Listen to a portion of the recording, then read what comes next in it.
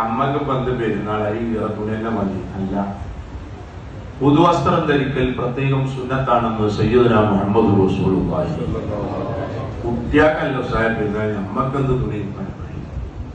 ഇസ്ലാം രണ്ട് ആഘോഷങ്ങൾ, അത് നല്ല പുതിയ വസ്ത്രം ധരിച്ചു. കല്യാണത്തിന്, മറ്റവന്റെ കല്യാണത്തിന് നമ്മൾ പുതിയ വസ്ത്രം ധരിച്ചു കഴിഞ്ഞാൽ നമുക്ക് കൂലിയൊന്നും കിട്ടൂല. കല്യാണത്തിന് നമ്മൾ 4, 5, 6 കൂട്ടെടുക്കും ഓരോ സമയത്ത്. പുതിയാപ്പട അങ്ങനെ നേരത്തെ വന്ന് അതിന് മുമ്പൊന്നും ഇടാനുണ്ട്, പിന്നെ മറ്റവരമ്മ തേടി പോകുമ്പോഴാണെന്ന്, അതിനൊന്നും കൂലി കിട്ടുന്നില്ല.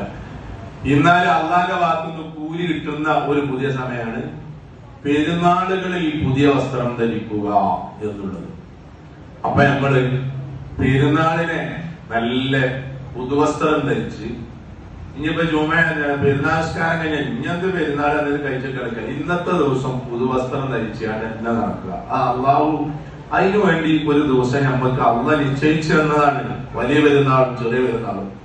അതോടൊപ്പം നമുക്ക് ഫോണും സംവിധാനമൊക്കെ ഉണ്ടായപ്പോഴാണ്, വാഹനങ്ങളും സൗകര്യങ്ങളൊക്കെ ഉണ്ടായപ്പോഴാണ് നമ്മളൊക്കെ സുഹൃത്തുക്കളെ വീട്ടിലേക്ക്, അതുപോലെ കുടുംബ വീടുകളിലേക്കൊക്കെ പോകലുന്നത്. പഴയകാലത്ത് നടന്നതിന് വേണ്ടി 2 കിലോമീറ്ററും 4 കിലോമീറ്ററും നടന്നു പോയാലും ആ കുടുംബ വീട്ടിൽ ചെല്ലുക, ഇവിടേക്ക് അപ്പൊ തീരെ തിന്നതാണ്, തീരെ തിന്നാനില്ല പോകുന്നത്, മനസ്സിനെ നടക്കാൻ വേണ്ടിയിട്ടാ പോകുന്നത്. അങ്ങനെ പോയി പ്രായം ചെന്ന ആളുകൾ കുടുംബത്തില് അവരൊക്കെ ഒന്ന് പോയി കണ്ട് സൗഹൃദം പങ്കുവെച്ച് മനസ്സ് നിറഞ്ഞ സന്തോഷം ഉണ്ടാവുക, അത് നമ്മളെ ആയുസ്സിന് വർധനവുണ്ടാവും. മനസ്സ് സന്തോഷിക്കുക എന്നുള്ളത്, അതിനുള്ള അവസരങ്ങളാണ് പെരുന്നാള്. ഓരോ കുടുംബത്തിലും കയറി ചെല്ലൽ പ്രത്യേകം കൂലിയും പുണ്യവുമാണ്. സുഹൃത്തു ബന്ധങ്ങൾ പുലർത്തല് പ്രത്യേകം സുന്നത്താണ്. മുസാഫഹത്ത് ചെയ്യൽ പ്രത്യേകം സുന്നത്താണ്.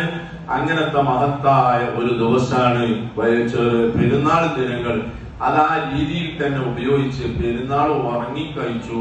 പെരുന്നാള് എന്താ ഇപ്പൊ പഴയമാർക്ക് രസമൊന്നുമില്ല. പെരുന്നാളിന് ഇപ്പൊ പറഞ്ഞ വർത്താനം, പഴയമാർക്ക് രസമില്ലാത്ത പഴയമാർക്ക് പോണില്ല, പഴയ പോലെ പോകുന്നില്ല. പഴയ കാലത്ത് പെരുന്നാളിന് പെരീക്ക് എന്താണ് പള്ളിയിലേക്ക് വരുന്ന ഒരു വഴിക്ക് ഇങ്ങനെ എല്ലാവരും നടന്നു വരും.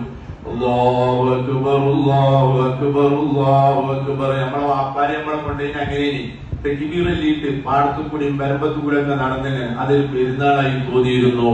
ഇതുപോലെ നമ്മൾ പോകുന്ന പോക്കിൽ എല്ലാ സുഹൃത്തുക്കളും കുടുംബങ്ങളിലും കയറിയും ഇറങ്ങിയും നമ്മള് ആ ബന്ധം നിലനിർത്തിയിരുന്നു. അപ്പൊ അതിന് പെരുന്നാളിന്റെ പ്രതീതി ഉണ്ടാവും. അത് നമുക്ക് ഇപ്പോഴും ലഭിക്കുന്നതാണ്.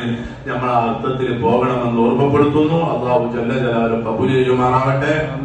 ഇൻഷാ അല്ലാഹ് പെരുന്നാൾ നിസ്കാരത്തില് ആദ്യത്തില് ചെറിയ പെരുന്നാൾ സുന്നത്ത് നിസ്കാരം 2 റക്അത്ത് അല്ലാഹു തആലയ്ക്ക് വേണ്ടി ഞാൻ നിസ്കരിക്കുന്നു എന്ന് നിയ്യത്ത് ചെയ്യുക. ആദ്യത്തില് 7 തക്ബീറും ഓരോ തക്ബീറിന്റെ ഇടയിലും സുബ്ഹാനല്ലാഹ് അൽഹംദുലില്ലാഹി വലാ ഇലാഹ ഇല്ലല്ലാഹു അല്ലാഹു അക്ബർ എന്ന് ചൊല്ലിക്കൊണ്ട് എന്ന ദിക്റാണ് ചൊല്ലേണ്ടത്. രണ്ടാമത്തേൽ 5 തക്ബീറും അഥവാ തക്ബീർ ഇമാമ് മറക്കുകയോ മറ്റോ ചെയ്താൽ പ്രത്യേകമായി ഓർമ്മപ്പെടുത്തേണ്ടതില്ല. നിസ്കാരത്തിന് അത് ഭംഗിയും നിസ്കാരത്തിന്റെ ശിഖത്തിനെ അത് ബാധിക്കുകയുമില്ല എന്ന് പ്രത്യേകം ഓർമ്മപ്പെടുത്തുന്നു. അല്ലാഹു ജല്ല ജലാലുഹു ഖബൂൽ ചെയ്യുമാറാവട്ടെ. പ്രത്യേകം ഓർമ്മപ്പെടുത്താനുള്ളത് നമ്മളെ പള്ളിയും മറ്റുള്ളവർക്ക് സഹായിച്ചവർ അല്ലാഹു അവരൊക്കെ സഹായിക്കുമാറാവട്ടെ. ഓർമ്മപ്പെടുത്താനുള്ളത് പിന്നെ നമ്മളെ പള്ളിയിൽ ഇപ്പൊ അങ്ങനെ വരുമ്പോ ഈ നെറ്റിങ്ങനെ കെട്ടിക്കാണല്ലോ നമ്മളെ അവതരിന്റെ ആണല്ലോ. ഒന്നാമെന്ന് വെച്ചാൽ ഈ ചൂട് കൂടിയപ്പോ നായ്ക്കൾ ഒന്ന് കടക്കണേനാണ് ഒരു